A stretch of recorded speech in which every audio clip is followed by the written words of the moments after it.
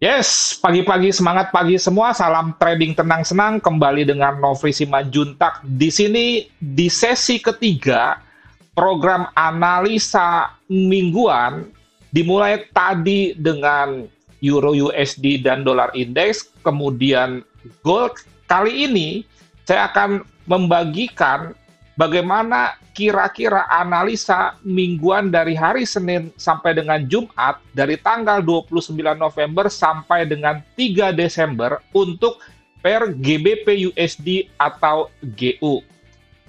Jangan lupa juga bahwa di dalam kita melakukan aktivitas trading, harus kita samakan dengan bisnis sektorial. Kenapa saya katakan seperti itu? Karena ada sebuah double standard yang sering dilakukan oleh para trader yang disebut dengan takut menang, berani kalah. Artinya, kalau umpamanya lagi floating profit 10 pip, sering sekali terjadi yang disebut dengan TG atau tangan gatal ingin melakukan aksi profit taking. Takut menang, padahal potensinya bisa sampai 40 pip, 50 pip, bahkan lebih.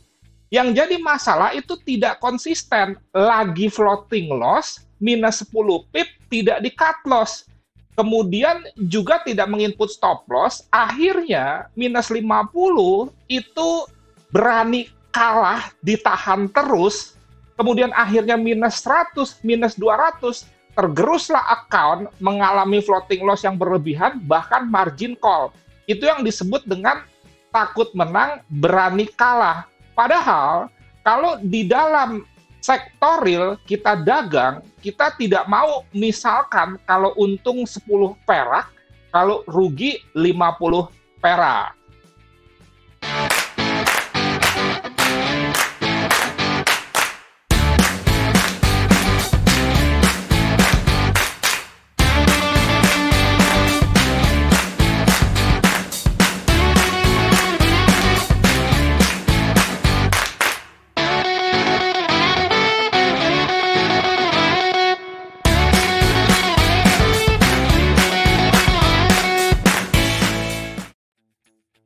Video mengenai takut menang berani kalah itu bisa Anda tonton dengan lengkap karena ada sekitar 2 atau 3 video. Anda bisa ke youtube.com/nofrisubman/videos. Kemudian di search ini Anda ketik saja takut menang berani kalah atau TMBK. Oke, kita sekarang langsung saja ke analisa fundamental dengan melihat news sebagai bagian kecil dari analisa fundamental. Ini saya menggunakan tradingeconomics.com/kalender sekaligus menunjukkan buat Anda mungkin yang tidak bisa mengakses forexfactory.com karena saya dengar diblok oleh Kominfo lewat permintaan Bapepti. Jadi sekali lagi tradingeconomics.com/kalender. Di sini nanti Anda bisa bikin UTC atau GMT plus 7. Kemudian di sini Anda bisa mendapatkan data-data ekonomi beberapa negara. Kemudian juga impact-nya itu seperti warna di Forex Factory jika di Trading Economics disampaikan dalam bentuk bintang 1, bintang 2, bintang 3. Kalau bintang 3 itu berdampak besar bagi pergerakan market. Kalau kita perhatikan, dan sudah saya uraikan mengenai Amerika, fundamentalnya bagus ya. Dan kalau bicara mengenai Inggris, itu lebih baik daripada Eropa tentunya, tetapi masih lebih baik lagi Amerika, karena memang saat ini data-data ekonomi Amerika hampir semuanya bagus, itu pertama. Terus konsisten, itu kedua. Ketiga, ditambah lagi dari kebijakan-kebijakan yang dikeluarkan oleh The Fed dalam bentuk tapering, dan mungkin juga kalau misalkan data hari Jumat yang menyangkut misalkan NFP, kemudian tingkat pengangguran semakin baik, tambah lagi inflasi yang terus naik, bukan hal yang tidak mungkin Desember ini pengumuman suku bunga yang terakhir, di mana biasanya suku bunga diumumkan 8 kali setahun, akan naik. Kemungkinan itu terbuka tentunya kalau misalkan sekali lagi secara konsisten data semua bagus dan inflasinya mengalami kenaikan yang mengkhawatirkan, sehingga harus dilakukan kebijakan pengetatan ekonomi. Salah satunya di samping dengan menghentikan stimulus atau tapering adalah menaikkan suku bunga. Sementara Inggris sendiri belum ada kebijakan untuk menaikkan suku bunga, padahal inflasinya juga tinggi dan sebelumnya gubernur banknya juga ada indikasi akan menaikkan suku bunga, tetapi pada pengumuman suku bunga yang terakhir tidak jadi dinaikkan. Sekian mengenai fundamental secara singkat, sehingga bisa kita simpulkan fundamental GBP USD, Inggris, dan Amerika lebih baik Amerika. Sentimental tidak saya sampaikan karena sampai dengan sekarang data dari CFTC.gov belum diupdate akibat libur Thanksgiving, sehingga kita masuk ke analisa teknikal. Oke, sebelum masuk ke analisa teknikal, dimulai dari weekly, kita lihat dulu mengenai teori range. Kalau kita perhatikan, minggu lalu pergerakan GU itu tidak terlalu signifikan, beda dengan misalkan Euro USD, kemudian juga di pair-pair lain.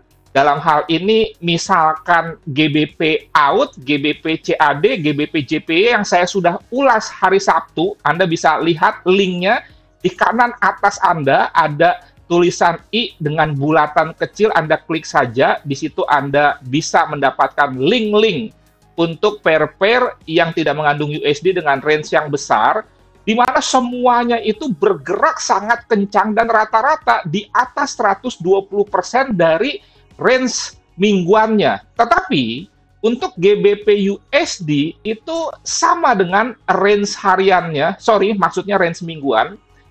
Kalau range mingguannya 184, minggu lalu bergerak 180, dan pada hari Jumat, range harian 20 hari terakhir itu 90, dia hanya bergerak 80. Jadi ini cukup aneh ya, silakan Anda cek, pair-pair yang mengandung GBP itu gerakannya kencang-kencang semua untuk mingguannya, dan khususnya hari Jumat, karena libur Thanksgiving, mungkin yang menggerakkan harga itu lebih ke arah spekulator. Dan ini juga menjadi sebuah keanehan kalau Anda perhatikan nanti, di mana Euro USD itu naik, GBP USD itu turun, memang tidak selama atau seterusnya dia searah, tetapi seringnya kali ini dia berbeda arah. Sekarang kita masuk ke trading view. Kita mulai dari weekly. Nah, Anda lihat ya, ini candle-nya ini merah, dan dia membentuk bearish engulfing. Bandingkan dengan weekly-nya Euro USD. Nah, ini. Jadi agak lain. Dan dalam kasus ini, bisa kita langsung perhadapkan antara Euro dengan GBP lebih kuat mana. Minggu lalu lebih kuat Euro, karena candle-nya di weekly-nya itu EG hijau, tapi trennya turun. Itu kalau misalkan Anda mau entry sell, memilih EU atau GU, Anda langsung saja bandingkan Euro dengan pound sterlingnya, mana yang lebih lemah, itulah yang bisa Anda sell dalam kaitannya dengan USD. Itu hanya sekedar tips. Oke, sekarang kita kembali lagi ke GU. Daily-nya bagaimana? Kalau Anda perhatikan lagi sebelum masuk daily, ini sudah breakout EMA 200 ya. Kemudian ini justru menjadi area supply.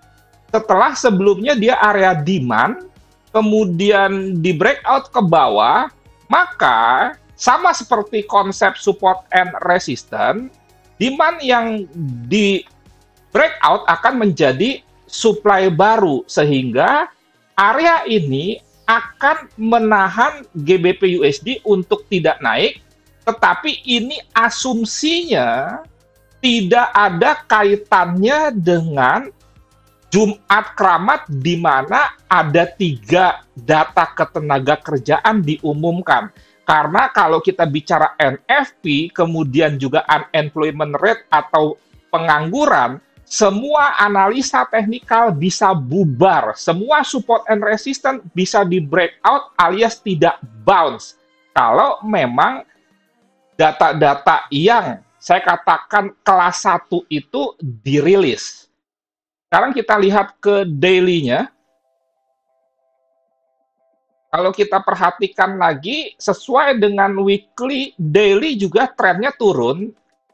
Jika kita combine 5 EMA, sesuai dengan teknik menentukan tren yang sangat simple sekali dari komunitas trading tenang-senang atau TTS, itu EMA 10-nya sudah paling bawah dan closing candle-nya rata-rata di bawah semua EMA. Kalau kita perhatikan, di sini ada yang disebut dengan bearish engulfing juga, ini di daily. Ini saya warnai hijau saja. Ini bearish engulfing ya, candle ini menelan candle yang ini. Kemudian ini juga bisa menjadi sebuah area resisten yang menahan GU tidak naik, history low sebelumnya, dan history low sebelumnya ini dekat dengan EMA 10, sehingga ini kita bisa jadikan sebagai sebuah range. Kita edit sedikit, kita jadikan saja seperti ini, karena saya mengcombine semua metode menentukan support and resistance, baik tidak menggunakan indikator atau menggunakan indikator. Kita pertajam ke H4 untuk membuat trading plan-nya. Nah, sebelumnya ini Anda bisa lihat video-videonya. Saya memberikan trading plan, jika naik ke sini kita akan sell. Ternyata pada hari Senin minggu lalu, begitu market open, GU ini tidak ada kenaikan, malah terus turun sehingga tidak ada entry. Dan kalau kita perhatikan, ini ada bearish engulfing, kemudian di sini sideways, maka ini menjadi area sell kita yang pertama. Kemudian juga ada potensi yang disebut dengan falling wedge, ini turun yang menyempit, konfirmasinya, jadi ini prapotensi ya, falling wedge. Kemudian kalau ini breakout, maka akan menjadi terkonfirmasi. Kemudian entry-nya jika terjadi koreksi, dia turun ke sini. Oke. Di sini sebelumnya juga ada descending broadening wedge. Jadi ini kalau diteruskan ya, ini garis ini, kalau ini garis diteruskan, ini bisa menjadi support. Nah ini ya, kalau ini descending broadening wedge ya, kemudian ini di breakout, dia naik terus dia koreksi, maka ini merupakan support. Kemudian diperkuat dengan adanya potensi falling wedge, sehingga ini akan membuat dua skenario. Jadi begini rencananya, jika misalkan dia breakout, hari Senin ke sini, maka tunggu turun ke sini, baru kita buy. Mengikuti apa yang disebut dengan falling wedge, demikian juga ini menjadi konfirmasi setelah broadening descending ini terbentuk dan dia bounce di sini. Ini skenario pertama. Skenario keduanya bisa nanti setelah dia naik, ya, kemudian misalkan ini tidak ada turun ke sini sehingga tidak ada kesempatan kita akan melakukan buy, lebih baik Anda tunggu sell di sini. Jadi ini saya buat ya. Nah, kira-kira seperti ini. Nah, oke. Jangan bingung, sekali lagi saya ulang. Yang pertama, jika terkonfirmasi falling wedge dengan breakout closing candle di atas ini, kemudian entry-nya nunggu koreksi, Dan bounce di sini kita bisa buy dulu, kemudian kita melakukan profit taking-nya di sini, area sini, baru nanti kita sell lagi di sini. Switching setelah kita masuk buy. Stop loss-nya kira-kira kalau buy di sini di mana? Di bawah ini sekitar 20-30 pip. Skenario kedua, kalau misalkan dia naik dan tidak ada koreksi. Kalau ini kan ada koreksi turun, sehingga kita bisa nge-buy di sini. Kalau dia naik dan tidak ada koreksi, jangan dikejar untuk buy, lebih baik tunggu sell di sini. Ada lagi sebetulnya skenario ketiga, Anda tentukan sendiri, jika hari Senin dia langsung turun. Saran saya, kalau dia langsung turun, maka Anda bisa memperhatikan area ini, walaupun ini counter trend, tapi paling tidak stop loss-nya sedikit untuk menunggu konfirmasi double bottom.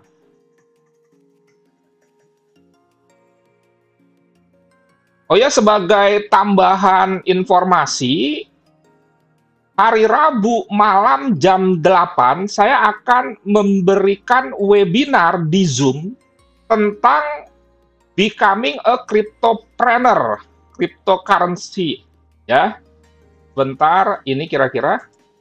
Nah ini, Becoming a Cryptopreneur, ini isinya dasar, kemudian resiko, potensi, strategi menjadi entrepreneur di bidang cryptocurrency sesuai dengan era digital saat ini. Jadi bukan hanya bicara potensi profit terus, tetapi saya juga akan memaparkan apa sih resikonya. Karena secara prinsip, investasi apapun pasti ada resikonya.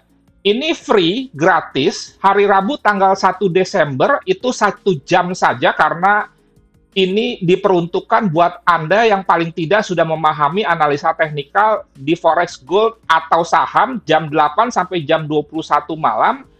Ini Anda bisa isi form dulu, tempatnya terbatas hanya 40 orang, setelah 40 orang saya akan tutup bit.ly/daftar webinar kripto. Kriptonya pakai bahasa Indonesia, tidak ejaan Inggris. Sekali lagi saya ulang, bit.ly/daftar webinar kripto.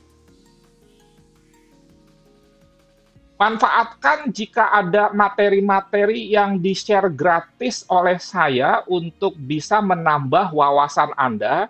Dan kalau kita bicara cryptocurrency, itu sebuah peluang yang baik, tapi sebaik apapun peluang, Anda harus paham resiko-resikonya. Itu kalau Anda mau sukses di sektor finansial. Sekian, terima kasih. Nanti video ini akan berlanjut ke USD JPY.